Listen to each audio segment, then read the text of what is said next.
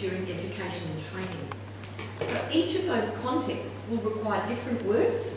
You won't be just using the same language when you communicate with your neighbours and your family as you use in the workplace. You won't be using the same types of jargon or language when you're in an education setting or in a training environment. So you need to be aware that there is a thing called the ACSF, the Australian Core Skills Framework. There are 5 core skills: learning, reading, writing, oral communication and numeracy. What's great about this framework is you can benchmark what it is that you're teaching, or benchmark your own position or a task that you have to do by using it. You can look at the language that's in that task, or look at the language that's in the training session and decide what level, how difficult is it in terms of its reading requirements, how difficult is it in terms of its numeracy.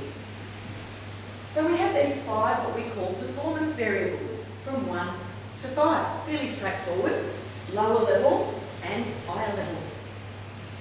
So for example, a level 1 learner or a level 1 person who has a skill at this level in their oral communication would be able to ask and respond to a simple question. Up at level 5 with oral communication, you can give critical feedback and evaluate, just like we do here at Toastmasters every month. So it's probably likely that you're all level 5 operators when it comes to your oral communication skills, quite a high level. We can determine what the levels are in several ways. There are screening tools that you can have access to. You can do it through observation. You can do it in an interview. You can do it by self-assessing and comparing yourself to the ACSF and what it says you should be able to do at each of the levels. So there are several ways that you can use this tool. Why are core skills so important? Because they are key to us communicating and let us participate in society and in our communities. How important is it?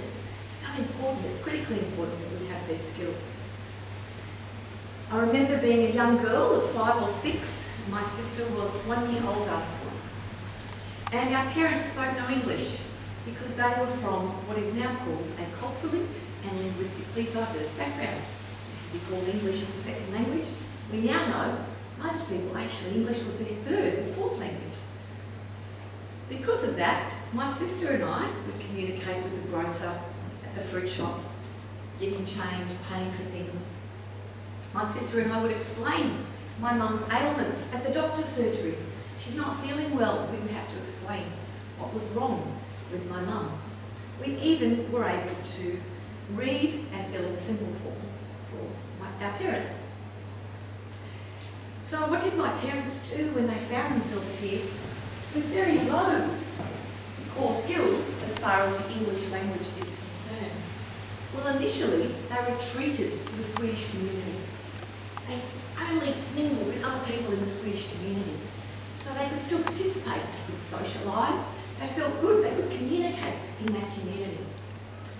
My father started a building business in the northern beaches of Sydney with 2 other builders. Surprise, surprise, they were all Swedish. So there were 3 builders working together in a little company. My mother was busy with all the Swedish leads.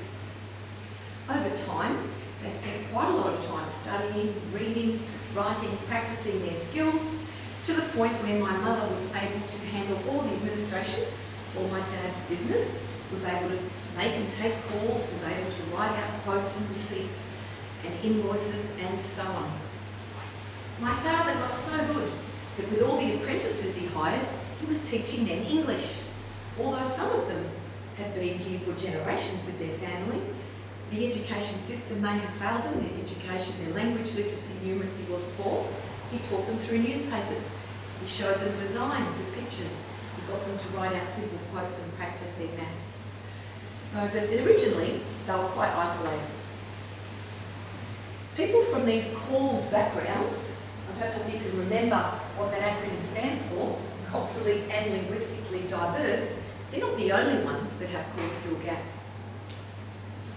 You will also find gaps in communities where oral traditions are more prevalent. For example, our Aboriginal and Torres Strait Islander community, storytelling's big. So the core skills quite high. The reading and writing, not so valued. Similarly, many people may be affected by war, poverty, remoteness, and other barriers that mean their core skills haven't been developed to the level they need. Even us here today as professionals may have gaps between what's demanded of us and our own skills. Or our audiences may have gaps between what they need to know and where their levels should be. I'm just going to show you quickly, for example, an example of a benchmark for a role or for a training session. So imagine here in this training session, we need to have a fairly high level of listening and speaking skills, not so much numeracy, writing skills and so on. We would call that a benchmark of what we need. You can do the same thing with your job. Come up with a benchmark of where you should be performing. You can then self-evaluate, someone else can evaluate you, and you can plot yourself against the benchmark and you can look for the gaps. And here we can see there are some gaps in the core skills that would need to be addressed with a range of strategies, resources, and so on. As speakers and facilitators, we need to be cognizant or aware. Is that too big a word for your audience? You need to think, does your audience have the skills to listen and comprehend what it is you are saying? Otherwise, you may as well be speaking Swedish or another language. What can we do? We can use simple language. We can explain our acronyms. We can have something visual close by. We can have a handout. We don't give it too soon. We don't want them totally distracted. But a handout can reinforce what you're saying as well. We can do this through practice opportunities, improving our oral communication, for example, by being here today. So, being aware of the ACSF may be one step for you to become a more effective communicator. Knowing that you can use this tool, it's a national framework, to give a benchmark of your training session or your speech or your job role, where you think your audience lies, and making sure that you have thought about those gaps and you've got strategies in place to remove any of those communication barriers. That's all I'd like to say today about the ACSF. I hope you have learned something. I do have a handout for you. The handout shows you some examples of what you should be able to do at each of those levels. So you can actually use the handout to try and evaluate yourself and see, where do I sit from levels 1 to 5. Thank you very much, everybody.